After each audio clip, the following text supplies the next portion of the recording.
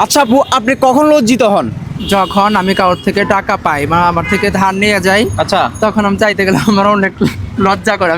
আমি চাইতে পারি না, মানে টাকা যাই কইতে পারি না যে আমি ভাইয়া টাকা পাই বা আপু টাকা, আমি আর চাই না টাকাগুলো, লজ্জা করে আমার অনেক বেশি। অর্থাৎ পাওনা টাকা খুঁজতে গেলে আপনি লজ্জিত হন নাকি? তো হ্যাঁ হ্যাঁ, আপনি অবশ্যই। মনে করে কি রে ওদের পাওনা টাকা চাইবে, কিন্তু পাওনা টাকা একটু বুঝবে না, মনে করবে ওদের থেকে আসলে ওই কালেকশন টাকা যাচ্ছে, কিন্তু পাওনা আমরা যে পাবো ওইটা কিন্তু পাবলিক বুঝে না, কিন্তু পাবলিক আমাদের ভালোটা দেখে না। আচ্ছা, অনেক আচ্ছা, বাট একটা যদি লাভ বিহেভ করি বা বেয়াদব বলে ওইটা পাবলিকের ওইটা চোখে পড়ে, কিন্তু ভালো জিনিসটা চোখে পড়ে না। আমরা যেটা করি মানুষ দেখে না তো যে থার্ড জেন্টাররা কোনটা ভালো করতেছে।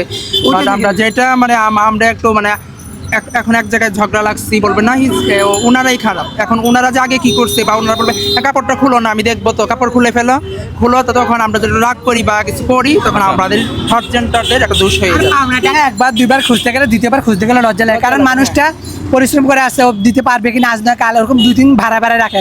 আচ্ছা ঠিক আছে দর্শক, আর আপনারা কখন লজ্জিত হন অবশ্যই জানাবেন। ওনারা কিন্তু সঠিক একটা সুন্দর একটা আনসার দিয়েছে। ধন্যবাদ সবাইকে।